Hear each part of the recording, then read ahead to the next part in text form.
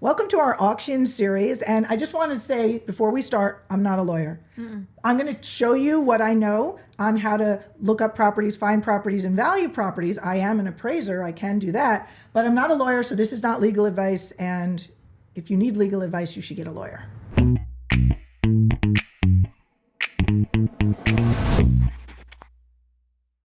Today I'm going to show you how to find houses that are at a foreclosure auction.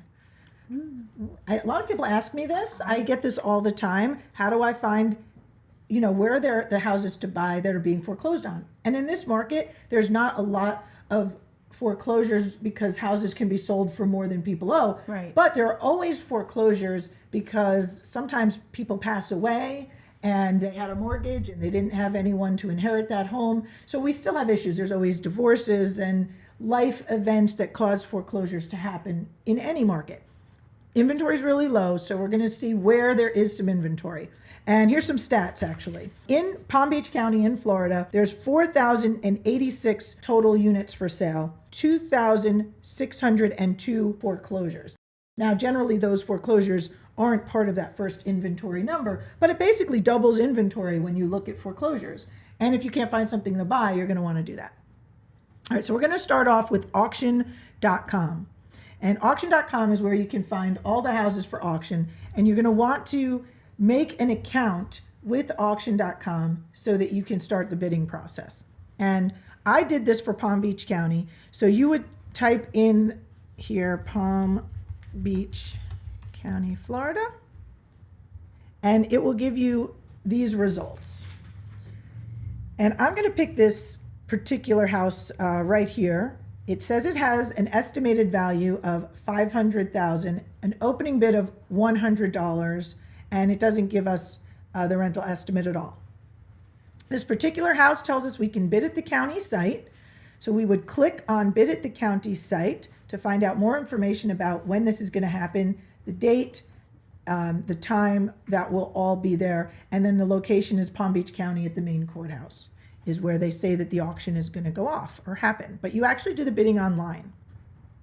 First, we need to do a little research about this property. So the very first thing we want to do is find out how much this house is in foreclosure for. We're going to click on the bid at the county site, and that's going to open up the information about the foreclosure. Now, first thing you have to do is be logged into an account on this site. It might make you make an account, then go back and click again, and it will do that. It will open it for you. Here you can find out what the final judgment is. You can see how much the property is appraised for, what the taxes are. You can see the street view. They even give you a link to the property on Zillow, which I think is hysterical. And then they give you valuation reports and the title information. That is the most important part. Do you know why? Okay. The reason you need to know what the title information is because you need to know what the liens are. You want to make sure that the person who's suing is in first position is in terms of the lien, that they're the first mortgage holder. Do you know what first position is? Okay. Generally, first position is your taxing municipality. Then next is your HOA. After that is your first mortgage. If your HOA is up to date, generally the mortgage company keeps it up to date so that they don't risk the house, they don't risk the mortgage, and your taxes are up to date, then your mortgage company is in first position. If there's a second mortgage on the home or a third mortgage, or this is being foreclosed by anyone other than the first mortgage holder, you have to know that. That is the most important information that you can know. Because if you buy the second mortgage, you're going to be subject to the first mortgage. So if it's the first mortgage that's foreclosing, you're good to go. All the other liens are extinguished at the auction. But if you buy the second mortgage, you're not good to go. And if you don't know that, you better find out how to do that. Make friends with somebody who owns a title company if you don't know how to do your own title searches. And that's the best way to do it. I actually have a friend who's in the title business, and she helps me out when I need her, but I know how to do my own title searches. So learn how to do those first. And this particular one, this is the first mortgage. I'd already looked it up, and I'd pulled this mortgage and the list pendants and what the final judgment is.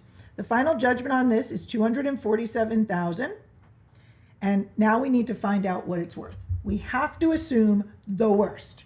Assume a new roof. Assume a total wrecked interior. Assume no appliances are inside. Figure you're going to need $50,000 to $100,000 in work, and you still want to have a nice profit there. So you need to find out what this is worth. Here's how we do that. I go on My State MLS to do it, and in My State MLS, I open up Professional Search, and in Professional Search, I search out the address of that home, and I pull up the address of that home, and I look at whatever pictures I can find of this house. Now, this particular house doesn't have any recent pictures, and it doesn't have any recent listings, but it is giving me all the public record information. But the best part about Professional Search is I can scroll all the way down to the homes around this subject property. And it puts the subject property on a map, and it puts all of the houses that have sold in that neighborhood so I can pull comps. Now there's a comp here for $470,000, and it looks fairly similar, the house does. And there's a comp here for $419,000. And those are both in really good shape. So I'm going to split the difference, 20 to 70. I'm going to say $25,000 different. Let's call it $450 to be comfortable in average condition, not maybe the best condition, not the worst condition. What we want to do is we want to look at what you get for $470. So I'm going to click on the comp. Look, the roof doesn't look like it's any different shape. Let me click around and look at the inside of this house. This house has a pool. And let's see if I can see some interior pictures. It's not bad, but it's not updated either. It does look fairly dated, but it also does look like it's in decent condition. Then I'm going to read the description, of course, to find out what the condition of that is. And I'm going to assume, since this isn't that updated, this is a median house. So if I made it a really, really, really nice, I might be able to get $500,000 for it. And that's what auction.com is saying that they think it's worth. In this current condition, we don't know, because we're not going inside of it. If you have multiple comps, how do you know how much to say what this one's worth? Right. So you have to find something that's the most similar. And in this case, we actually have two that are extremely similar. They're right in the same neighborhood, and they actually look like the same size home, the same number of bedrooms and bathrooms. But they're 50,000 different. They are, but that's usually condition, and it could also be the timing of the sale. For instance, this particular sale sold all the way back in October. Okay. And so 6 months ago, the market's changed quite a bit. Yes, that's true. And we've seen that the market has appreciated quite a bit, even in 6 months. So on this particular listing, I don't see interior photos, but if I scroll down into Professional Search and I look at the last listing for when this was listed, I can see if I can pull up some interior photos, and I was able to do that. That's what's awesome about Professional Search. Beautiful on the outside. This is what it looked like several years ago. This is from a very old listing, or a much older listing. Right. So it is more of a dated home. As per a few years ago. Right. Correct. Now, because this house is more dated, and we don't know what the condition of the roof is, we're going to assume that the subject is in even worse condition than this. So if we want to say that this house sold for $420,000, and we want to adjust for the current market, if you adjusted 1% up per month, that'd be a $24,000, $25,000 adjustment upward. We'd be at $450,000. Okay. And that's where I think we are, because this other one that sold for $470,000, that's in a little better shape, I think is even closer to where we are. Time-wise, Are you sure? This one just sold like 2 weeks ago. The roof looks not great. Yeah, this one, the roof doesn't look awesome, but when you look at the interior pictures, it looks at least livable, and it has a pool. So that pool could be worth $20,000. So you subtract out the pool, and you're at $450,000 again. Okay. All right, and this is the most recent sale, and it's like only 1 block away. Very similar home. So I think $450,000 is a pretty good estimate of average condition of the foreclosure. Right. But let's just say you have to go in there and you have to spend $100,000 just to get it livable. it's going to be far above average at that point because you're going to put everything new in. You're going to put a new kitchen in. You're going to put a new roof in. And so you could be up in the $500,000 range, but you have to spend maybe $100,000 to get there. You kind of have to know and estimate that. So let's just assume that the house in as is needs work condition is 50,000 below average. So 400. Right. We want to make sure that we have a nice cushion because we have to do, you may have to do an eviction. You don't know if you've got mold. You also want to make sure you have a profit built in. So what you want to do with that is you want to back it down another at least $50,000. $350. For me, on this property, as an investor, I wouldn't bid more than $350,000. Oh, so you use that as your cap. I use that as my guide to tell me but in this market, a lot of people are buying houses to live in them. So if I wanted to buy this house to live in it, I'd be willing to pay a lot more because I don't need that $50,000 profit. But people who buy houses to live in them generally it's a little riskier for them to do it this way. So they let investors buy them and then the investors do the fixing up and the eviction and worry about it and then resell it. So in this instance, we're the investor.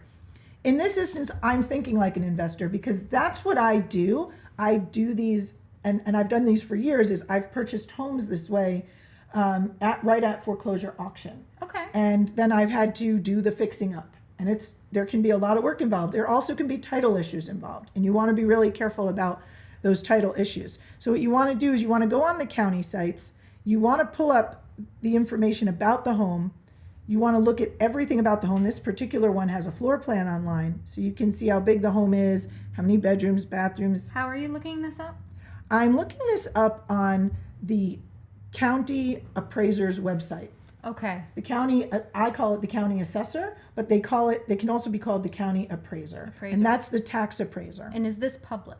This is a public site. Okay. This can all be looked up by the public.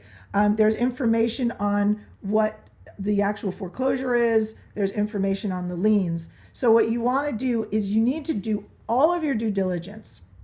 Now, if you go to the county website, you can actually see a full calendar of the foreclosure sales. So for instance, this property is supposed to sell, let's look at the date. All right, so there's the date. What we want to do is we want to go to the site and we want to click on that date to see if the house is still up for auction. Okay. And it is. It's actually still scheduled for auction because they could get canceled. Oh. 1 minute before the auction, they can be canceled. canceled. Are you serious? Yes, because there's a right of redemption. So a person has up until the last minute to redeem. Or declare bankruptcy and then it stays the sale. Right. Okay. Now, different laws, different states have different laws. So check the laws in your state to see how that works because every state different foreclosure law. So with foreclosures, there seems to be a lot of, I know we said it before, but due diligence. You have to do a lot of research beforehand. There is. And if you don't know how to do that, what you should do is you should find yourself a great real estate agent, broker, investor who knows how to do this. Okay. Pay them to do it for you. It'll be worth it.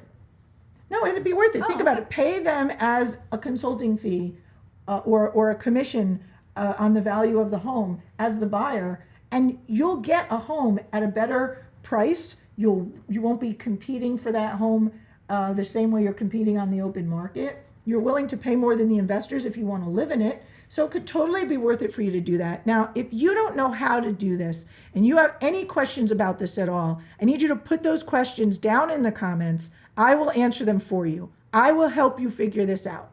And if I can't help you figure it out, I will refer you to someone who can. So if you want to learn more about how to find auctions and foreclosures, like and subscribe to us, follow along with our episodes, and we're going to teach you everything you need to know about getting an auction at foreclosure. Right on Go Home TV.